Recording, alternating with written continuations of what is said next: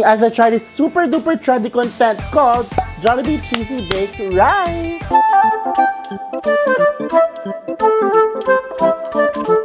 What is up, you guys? Welcome back to my channel. I'm Jam and I do food and travel content here in my channel. And if you're new here, guys, OMG, don't forget to hit that subscribe button and notification bell para updated ka sa bawat videos na upload ko in the future. And for today's video, mga besh, nakita ko tong super duper trending na content na specifically food, of course, ano pa nga ba, which is called Jollibee Cheesy Baked Rice. At ang alam ko, guys, ang nakapagpa-trend neto ay si Wow That Was. I saw this on TikTok, actually through Discover Manila. Yung talagang nagsimula ng trend na ito ay si Wow That Was. So yeah, I'll put his links below.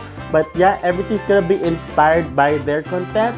And syempre ako, I want it with a twist. Kasi I'm very sure na marami na rin sumunod na gumawa ng ganito klaseng content. Kaya for my content, mga besh, ang gagawin ko ay Jollibee Cheesy Spicy Baked Chicken Rice. Ganon, yun ang gagawin ko. At ang gagamitin kong pampaanghang here is this BUDING'S chili garlic. Ito ang gagamitin ko. Ayan, pinadala sa akin yan. So yeah, tara, simulan na natin. So yun na nga po, let's start. Okay, ano ba ingredients dito? Nakita ko ang ginawa nila ay bumili lang po sila ng 2 pieces chicken joy sa Jollibee.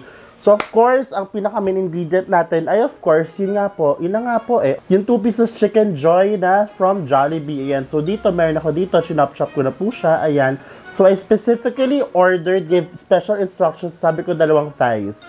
Okay? Kasi para syempre, mas madaming laman, tinan mo, binigay naman sa akin. So, I'm very happy. Of course, yung rice nila, isa lang. Ayan. Isa lang, okay? Kasi isa lang pwede. Tapos, mayroon tayong Jollibee gravy. Hindi ko alam bakit 2 pieces, tas ganito lang yung gravy. Or baka mas maliit yung iba.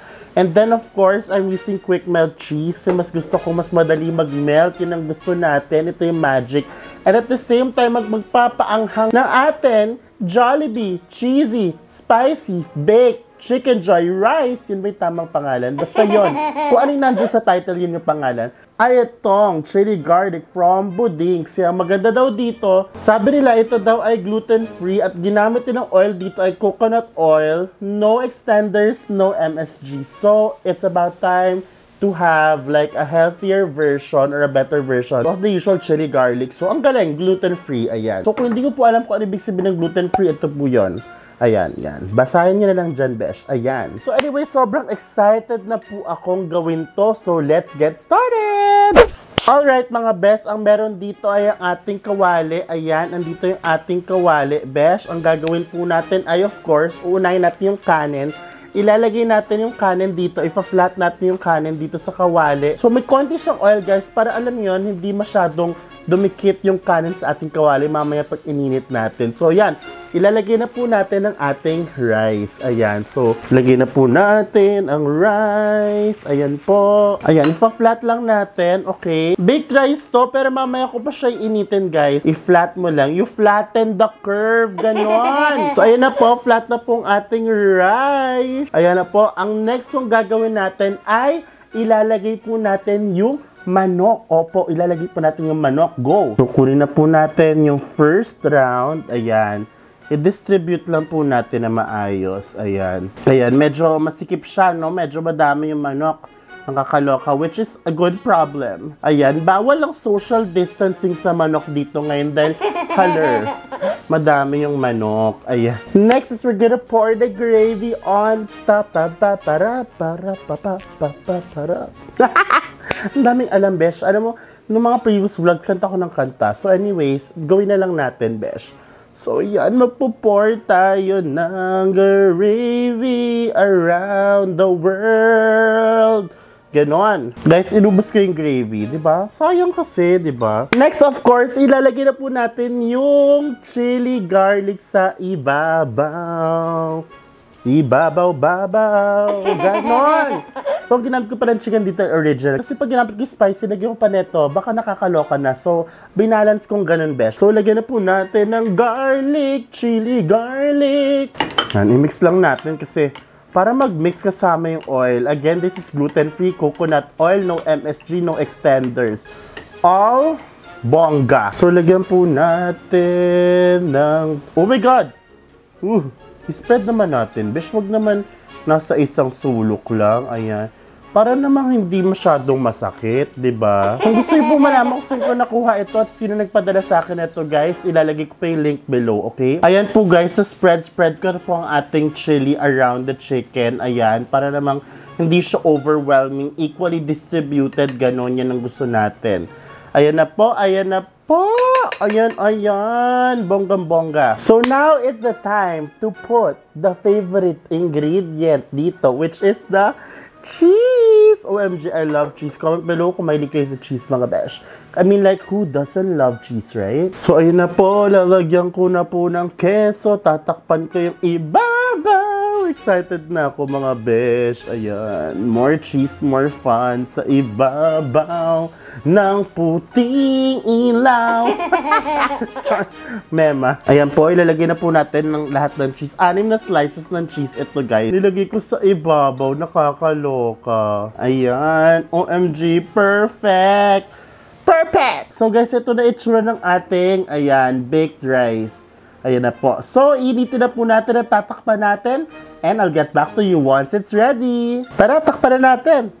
So, ayan na po. Oh my gosh, nakita nyo ba? Nagmamelt kanina. Ito na, buksan natin. Woo! Ayan na po. Nakakaloka. Sobrang excited na ako i-try. Nakita nyo ba, guys? OMG!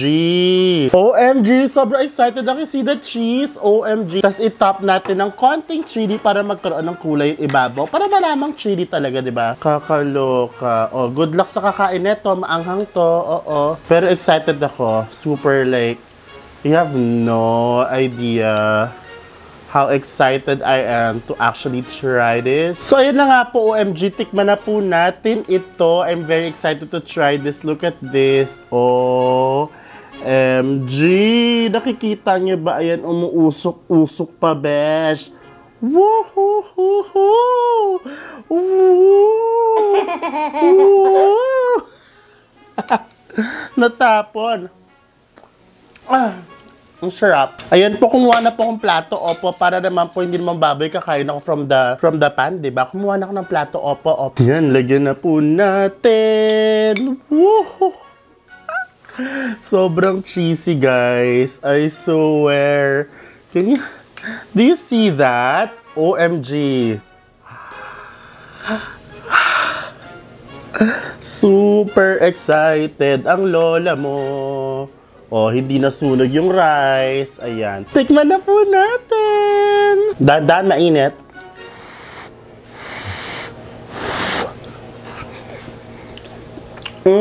Ang sarap, guys. You know what I like about this chili garlic? It's not super spicy at all. Sobrang balance. Hindi siya yung annoying spicy, you know what I mean? And sobrang nag-complement siya. Ang dami ko nilagay dito, ha. Nilagay ko na initially, tapos nilagay ko pa sa topping. So, ibig sabihin, very bearable siya, guys. Very bearable. Well, for me, ewan ko sa iba, kasi iba-iba naman tayo ng spiciness level na kayang i-intake, diba? But this one is bearable for me. At saka, hindi siya nag-overpower sa pagkain. Sobrang nag-balance siya. Kaya, sobrang sarap kasi may kick yung kinakain ko. So, this is not your ordinary baked Jollibee chicken joy because mine is the spicy version. Ginamit natin ito, si BUDING'S. Ayan, si BUDING'S chili garlic. Once again, it's actually gluten-free, very natural, no MSG, no extenders, and what they made use here is coconut oil. Again, check in description box below kung gusto yung umorder neto, lalo na sa mga health buffs, ganon. At saka sa may mga allergies, ganon. So, check this out, guys. Ha! Let's eat, besh!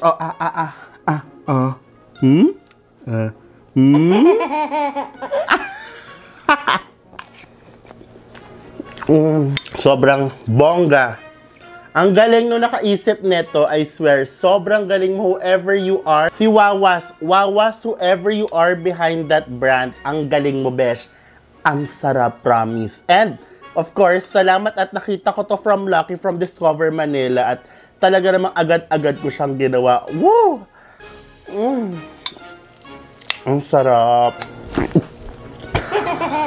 Ang sarap din ng chili garlic, I swear. Sobrang balancer siya, hindi siya overpowering. So, that's it for me for today. Nang ang verdict ko, sobrang nag-enjoy ako sa episode na ito. Sobrang na-satisfy ang cravings mo. Who would have thought na ang simpleng 2 pieces chicken joy ni Jollibee ay magiging ganito kasosyal at ganito kasarap, upgraded na pagkain na madaling gawin sa ating bahay. Sobrang sarap niya guys. You guys have to try it at home. Please tag me sa stories when you do.